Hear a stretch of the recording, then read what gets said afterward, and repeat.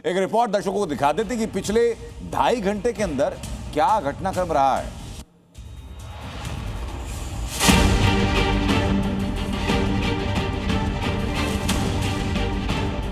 माननीय प्रधानमंत्री नरेंद्र मोदी जी की लीडरशिप में बिना रुके और बिना थके देश के लिए काम करेंगे।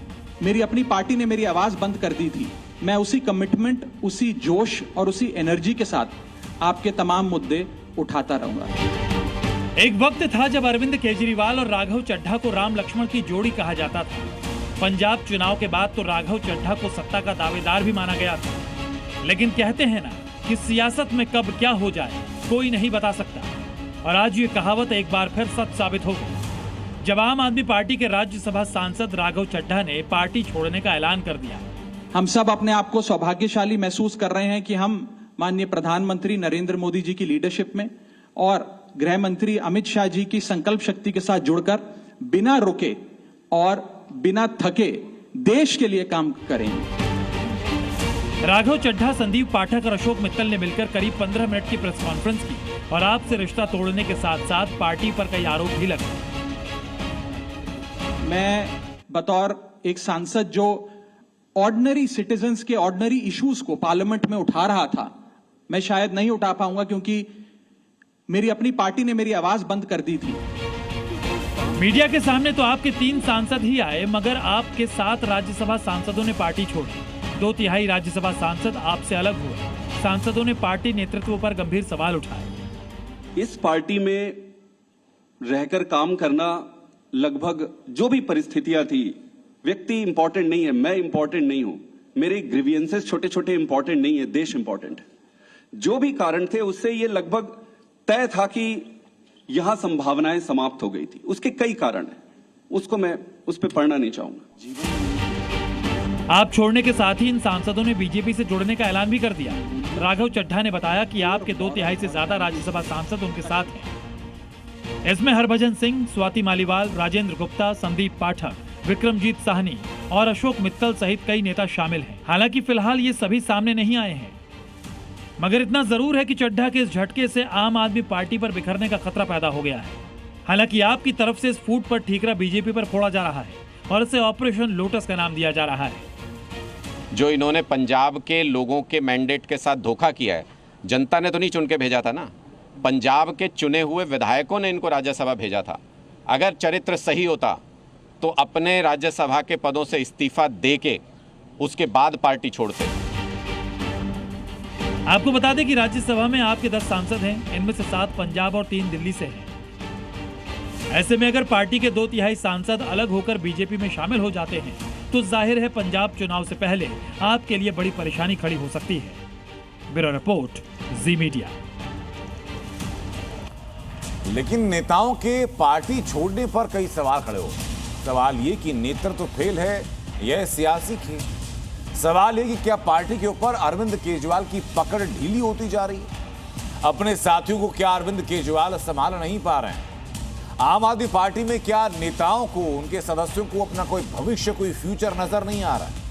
क्या शराब नीति केस से छवि को धक्का लगाए इसलिए बाकी लोग पार्टी से बाहर का रास्ता कर रहे हैं, या फिर से है जहां पाकिस्तान की आतंकी साजिश को मिट्टी में मिला दिया गया?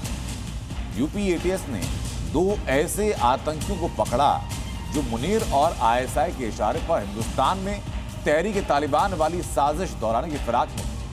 ये दोनों आरोपी सोशल मीडिया के जरिए पाकिस्तान से जुड़े नेटवर्क और खुफिया एजेंसी के संपर्क में थे। दोनों पाकिस्तान के जनरल से बातें करते। यूपी में मुनीर का मिशन तहरीक-ए-तालिबान एक्सपोज।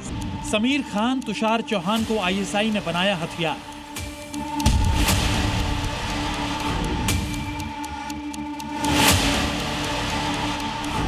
नाम तुषार चौहान उर्फ हिजबुल्लाह अली खान, उम्र 20 साल, टारगेट ग्रेनेड अटैक के असाइनमेंट। नाम समीर खान, उम्र 20 साल, टारगेट दीवारों पर तहरीक-ए-तालिबान हिंदुस्तान लिखना।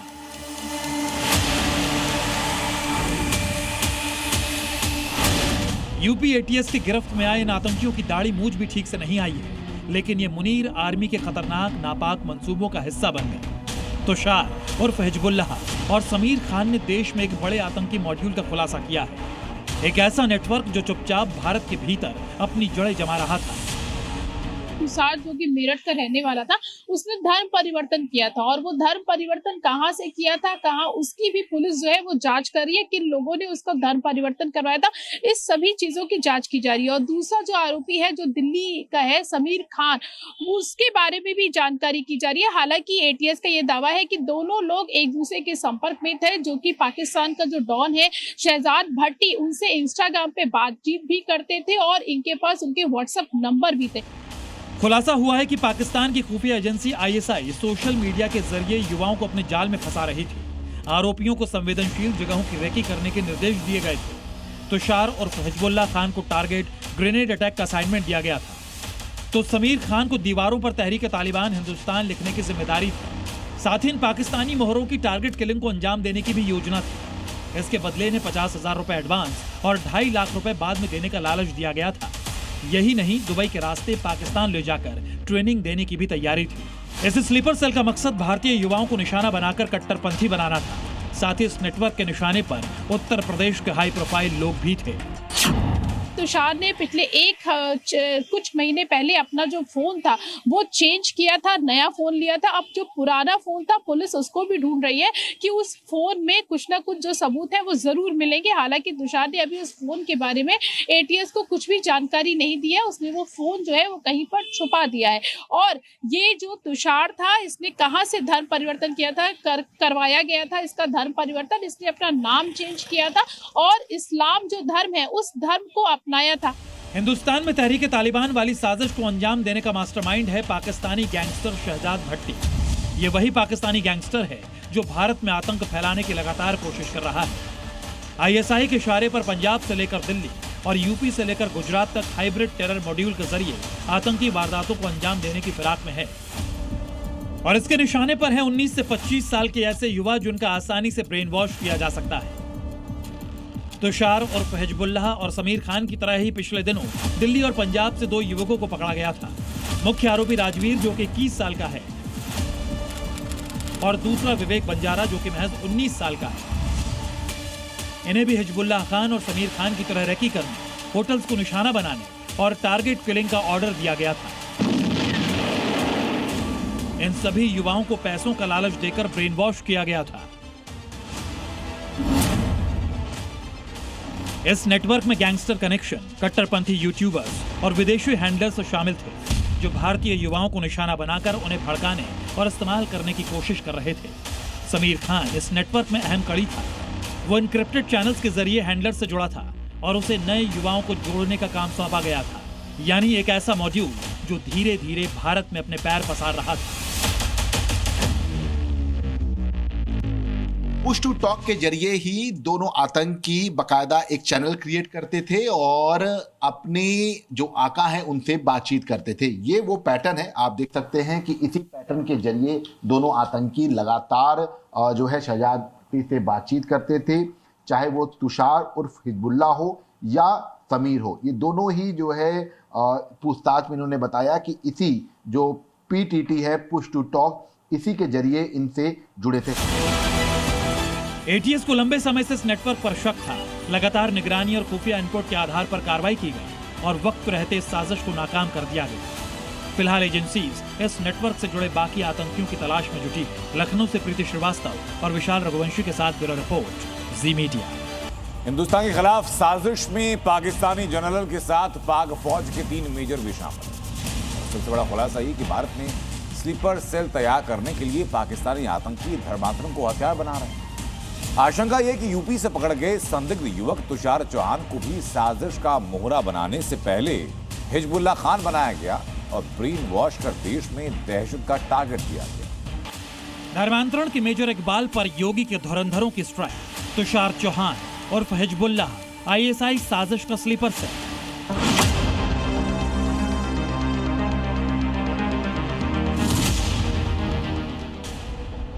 पाकिस्तानी साजिश के चेहरे हिंदुस्तान में कितने मोहर। पहले ब्रेन वॉश, फिर लालच, फिर धर्मांतरण और आखिर में अपने देश के लिए गद्दारी करने का टारगेट। पाकिस्तान के इन चालबाजों का प्लान यही था। लेकिन योगी के धुरंधरों ने पाकिस्तान के मेजर इकबाल को रियल लाइफ में भी करारी शिकस्त देकर इस पूरे मॉड्यूल को तार-तार कर दिया। यूपी के बागपत का रहने वाला तुषार चौहान भी ऐसे ही आतंकी साजिश का शिकार हुआ और अब सलाखों के पीछे अपनी जवानी और बुढ़ापा गंवाने को मजबूर है। लेकिन आतंकी साजिश के इस खुलासे के बाद 3 बड़े सवाल सबके ज़हन में हैं। सवाल नंबर 1, मुनीर का मेजर हमीद हिजबुल्लाह से क्या बात करता था? सवाल नंबर 2, पाकिस्तान के मेजर अनवर ने हिजबुल्लाह को कैसे बरगलाया? सवाल नंबर 3, आतंकिस्तान के मेजर इकबाल से हिजबुल्लाह कैसे संपर्क में आया? सवाल कई हैं, लेकिन तुषार चौहान के हिजबुल्लाह खान बनने के सवाल पर जी न्यूज ने जब तुषार और हिजबुल्लाह के परिवार से बात की तो उन्होंने माना कि तुषार मुस्लिम समुदाय के खिलाफ आपत्तिजनक बातें करता था और हो सकता है कि मुस्लिमों के खिलाफ कमजोर मेंटल हेल्थ को हथियार बनाकर उसे बरगलाया गया हो, उसका ब्रेन वॉश किया गया हो। जमानत होकर बाहर आया था तो मैंने उसको कहा था, मैं बच के रहना, तुम्हें मार भी सकते हैं मुसलमान लोग, तुम इनके हत्थे चढ़ गए तो मैं मार देंगे, तुमने इनके धर्मगुरु को गाली दी है।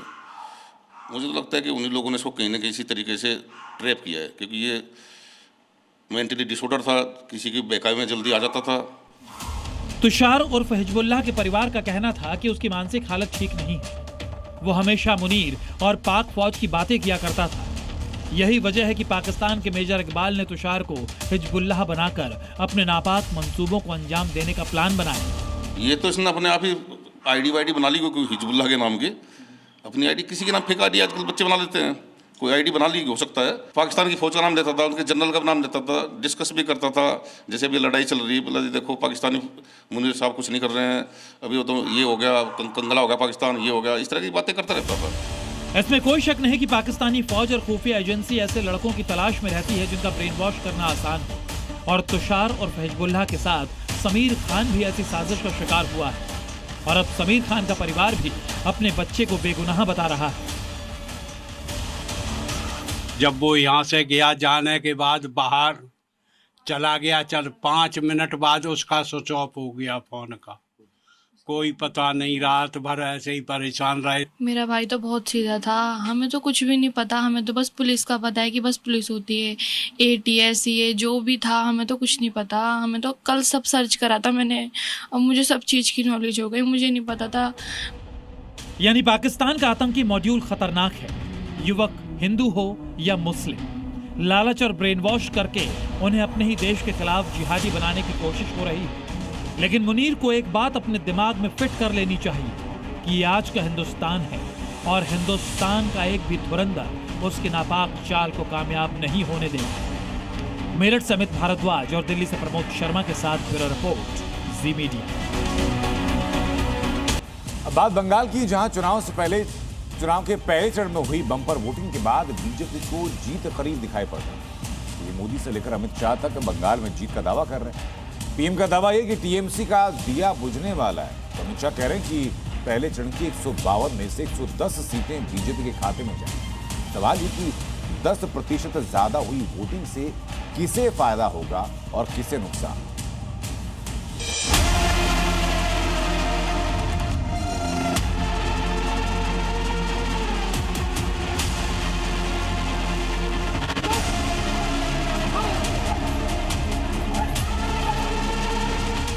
बीजेपी के पक्ष में जो समर्थन दिखा है उसने बीजेपी की विजय का शंखनाद कर दिया है।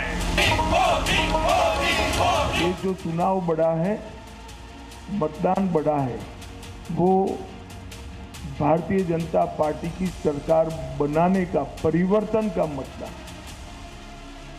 पश्चिम बंगाल विधानसभा चुनाव के पहले चरण की 152 सीटों पर 92.88% वोटिंग से बीजेपी का हौसला हाई है। आजादी के बाद पहली बार बंगाल में 90% से ज्यादा मतदान हुआ है। 2021 के विधानसभा चुनाव में 152 सीटों पर 83.2% मतदान हुआ था, जबकि इस बार यानी 2026 में इन्हीं सीटों पर 92.88% मतदान हुआ है, यानी करीब 10% ज्यादा वोटिंग हुई है। वोटिंग के इस पैटर्न को बीजेपी अपने हक में मान रही है। बीजेपी को जीत का पूरा भरोसा है और इसीलिए पीएम मोदी ने ऐलान कर दिया है कि 4 मई के बाद टीएमसी के गुंडों का हिसाब होना तय है। पीएम ने कहा है कि सरकार बनने के बाद अन्याय अत्याचार की फाइल खुलेगी। एक क्रांति की धरती है, ये वीरों की धरती है और ये मत भूलना, हर बुझता हुआ दीपक थोड़ा फड़फड़ाता है।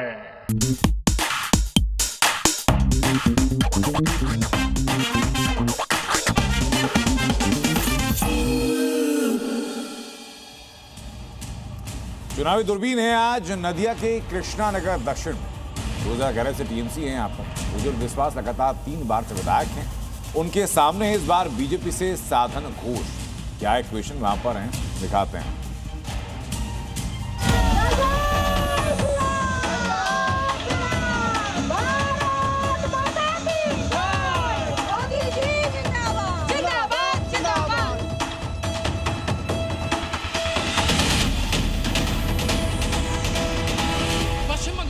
कृष्णा नगर दक्षिण विधानसभा सीट पर मैं पहुंच गया हूं। यहां पर ममता बनर्जी के सबसे करीबी और सबसे सीनियर चेहरा उज्जवल विश्वास चुनावी मैदान में है। ये जी न्यूज का दूरबीन है। आपका स्वागत है। मेरे सवालों से बच मत जाना आप मंत्री जी। तैयार है? देंगे, तैयार है। थाम लीजिए। पहला सवाल है मेरा। शुभेंदु अधिकारी कह रहे हैं ये चुनाव जो है वो सनातन को बचाने का चुनाव है, तो आपको क्या दिख रहा है? खुद जीतेगा तो। हाँ, शुभेंदु अधिकारी खुद जीतेगा तो। ये चुनावी लड़ाई सनातन पे क्यों आ गई है? सनातन किसको जानते हैं वो? ये साधन जो घोष हैं सामने, उनसे कितनी टक्कर है आपको? कुछ नहीं है ही नहीं है। कुछ नहीं। क्या बात कर रहे हैं? एकदम नहीं। यहाँ पर एक और नया मुद्दा चला है। एक और बीजेपी कह रही है कि भाई हिंदू खतरे में है। लग रहे हैं क्या आपको? अच्छा, आप तो खुद हिंदू हो। हिंदू है, मुसलमान है, सिख है, क्रिश्चियन है, ये सब कुछ मिलके हम लोग बंगाल में चल रहे हैं। सियासी पारा हाई है, गर्मी भी रिकॉर्ड तोड़ रही है। अपने आप को कूल रखने के लिए पीजिए रियल एक्टिव कोकोनट वाटर, जो है ताजगी से भरा, हाइड्रेशन के साथ शुगर फ्री। चलिए, प्रचार में आपको सब कुछ साफ नजर आ रहा है? एकदम पूरा साफ। दूरबीन कितने काम की है? दूरबीन तो अच्छा ही काम किया है। मता मालूम होता, सचमुच सच दिखाता है। अच्छा। दूरबीन में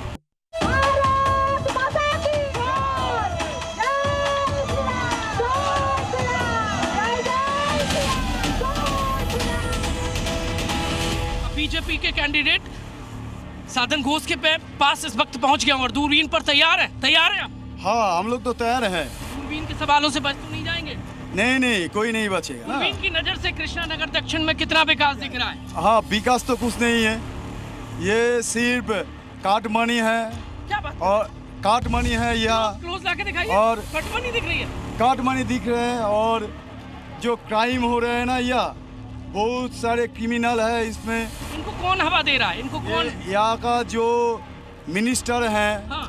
जो 3 बार का मिनिस्टर है, वो यहाँ का विधायक है उज्जवल विश्वास जी, वो तो यहाँ सबको मदद कर रहे हैं। डर तो नहीं लग रहा आपको चुनाव लड़ने?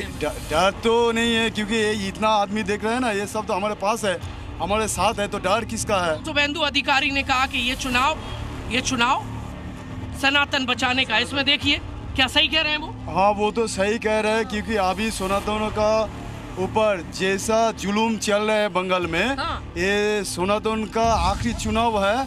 इस चुनाव में जैसे भी हो हम लोगों को बीजेपी को जीतना है, नहीं तो सनातन यहाँ नहीं रह सकता है। सनातन का ये बंगाल छोड़ना पड़ेगा, इसीलिए ये चुनाव इतना इम्पोर्टेंट है। उज्जवल विश्वास तो कह रहे सनातन होता क्या है? उज्जवल विश्वास तो वो सनातन ही नहीं है क्या? हाँ, वो तो सनातन नहीं है। वो उज्जवल आधा सनातनी, आधा। ममता बनर्जी आपको कहाँ नजर आ रही है 4 तारीख के बाद? 4 तारीख के बाद ये तो दिखाई नहीं दे रहे हैं। वो अभी तो वो तो चला जाएगा। वो अभी तो नवन्न में है, डोर बंद कर दिए हैं वो। बंद हो गए? हाँ। कुछ सुनाना चाहेंगे जनता के लिए? कुछ गुनगुनाना चाहेंगे? हाँ, ये जनता तो सुन रहे हैं, इतना टाइम तक बोल रहे हैं। तो 26 निर्वाचन, तृणमूल विसर्जन, ये आवाज जनता सुन रहे हैं। इसके अलावा और कुछ नहीं बोल सकते। चलिए, बहुत बहुत धन्यवाद। साधन घोष हमसे बातचीत कर रहे थे। आप चलते हैं दूरबीन लेकर जनता के पास और उनसे पूछते हैं कृष्णा नगर में उन्हें क्या माजरा दिख रहा है। भैया चलो।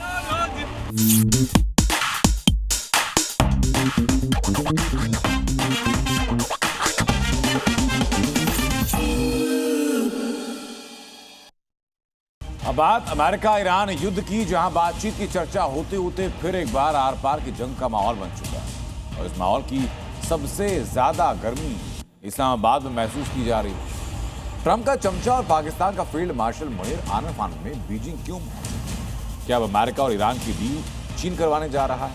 इस रिपोर्ट में उसका उत्तर दें। अमेरिका ईरान में बढ़ा टकराव, मुनीर शहबाज को भयंकर तना। अमेरिका की दलाली में ईरान के साथ पीस प्लान फेल होता देख पाकिस्तान में हड़कंप मच गया। बार बार अपील के बावजूद ईरान ना तो बातचीत के लिए आने को तैयार हुआ और न अमेरिका को कोई प्रस्ताव भेजा। ऐसे में दोबारा युद्ध की स्थिति खड़ी हो गई है।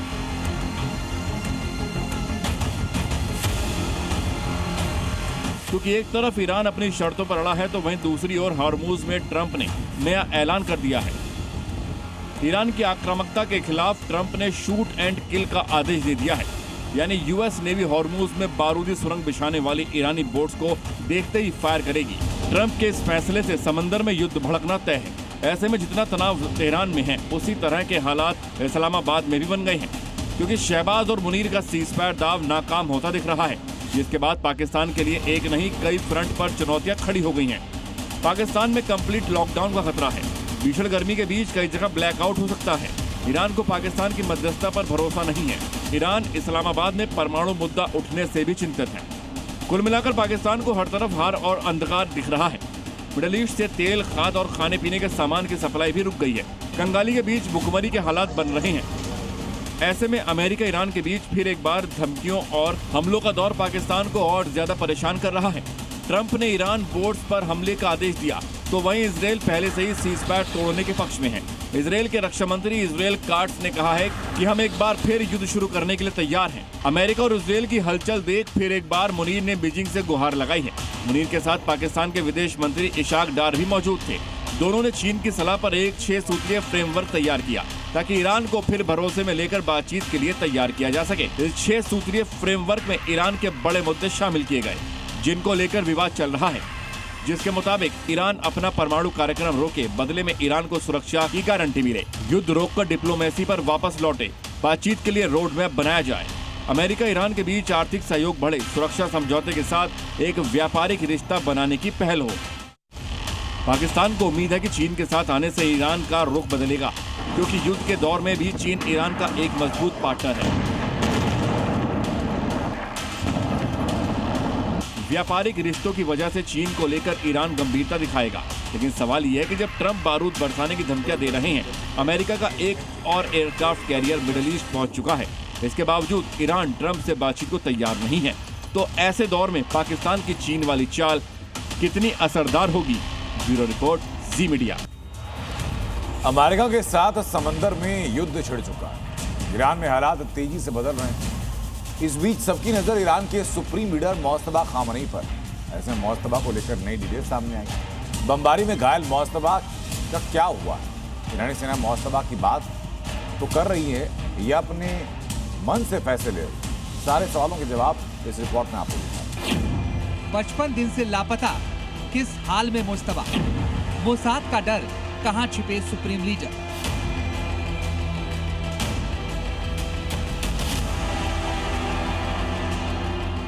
अट्ठाईस फरवरी को अमेरिका ईरान की बमबारी में ईरान के सुप्रीम लीडर खामेनेई की मौत हुई। इस बात को 55 दिन बीत चुके हैं। इस बीच 8 मार्च को उनके बेटे मुस्तफा खामेनेई को आधिकारिक रूप से नया सुप्रीम लीडर नियुक्त कर दिया गया था। इस बात को भी 47 दिन गुजर चुके हैं, लेकिन अब ईरान की जनता ने ना तो अपने नए लीडर को देखा है और न ही उनका कोई सार्वजनिक संबोधन सामने आया है। ऐसे में मुस्तफा खामेनेई की मौजूदा हालत और भविष्य में ईरान के नेतृत्व को लेकर गहरा सस्पेंस बना हुआ है। नई रिपोर्ट के मुताबिक मुस्तफा गंभीर रूप से घायल हैं, रहस्यमयी तरीके से छिपकर सीमित भूमिका निभा रहे हैं। दावा यह किया गया है कि मुस्तफा 55 दिन पहले उसी हमले में घायल हो गए थे जिसमें खामेनेई की हत्या हुई थी। तब से मुस्तफा को लेकर कई तरह की अफवाह फैली, कभी मौत का दावा, कभी कोमा में जाने की बात। और अब पता चला है कि मुस्तफा को शारीरिक रूप से बहुत नुकसान हुआ है। एक पैर का 3 बार ऑपरेशन हो चुका है। वो नकली पैर का इंतजार कर रहे हैं। एक हाथ की सर्जरी हुई है, धीरे धीरे सुधार हो रहा है। सुप्रीम लीडर का चेहरा और होठ बुरी तरह जल गए हैं। उन्हें बोलने में भी काफी परेशानी हो रही है। चेहरा सही करने के लिए प्लास्टिक सर्जरी करानी होगी।